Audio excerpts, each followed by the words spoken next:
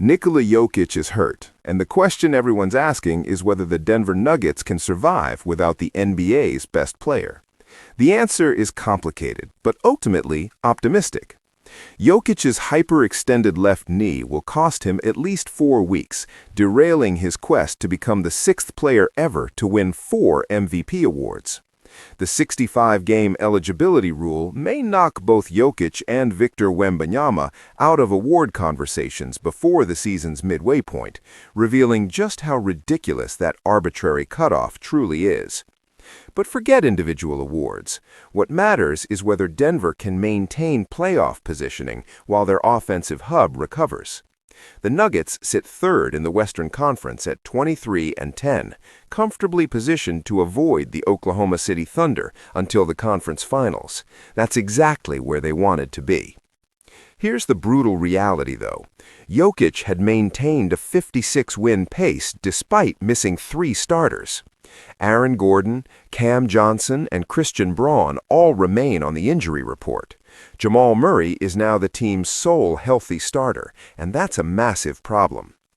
Denver won their first game without Jokic, beating Toronto 106-103, with Jonas Valančiūnas filling in at center, and homegrown talents like Peyton Watson, Spencer Jones, and Jalen Pickett stepping up. Head coach David Adelman knew how difficult every night would be without their best player. They'll have to find ways to reach the fourth quarter competitive, and that won't be easy.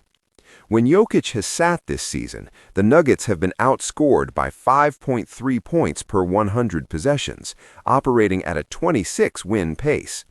Without Jokic, Gordon, Johnson, and Braun together, they've been outscored by nearly 20 points per 100 possessions, worse than the bottom-dwelling Washington Wizards. Then things got even worse. Valančiūnas suffered a right calf strain in that Toronto victory and will also miss at least 4 weeks. That leaves De'Ron Holmes, a 2024 draft pick with just 34 career NBA minutes, as Denver's lone healthy center. The schedule offers some relief. Denver has one of the league's easiest January slates, featuring 11 games against potential lottery teams, including 2 each against Washington and Brooklyn. But if the Nuggets go 4-13 in January, entirely possible given their injury situation, the Phoenix Suns would only need .500 basketball to catch them. Denver leads 6th-place Minnesota by just 3 games in the loss column. Drop any lower, and they risk losing their guaranteed playoff seed. The 7th-place Suns trail by only 4 losses. Here's why panic isn't warranted. Jokic will be back, along with Gordon, Johnson, Braun, and Valančiūnas, all presumably by the All-Star break. That gives Denver 2 months to play themselves back into championship contention. They should still operate at their 56-win pace and settle around 50 wins, good for anywhere from 3rd to 5th seed. Worst-case scenario? They fall to 4th or 5th and face the Thunder in the 2nd round, where they took Oklahoma City to 7 games despite similar injuries last season.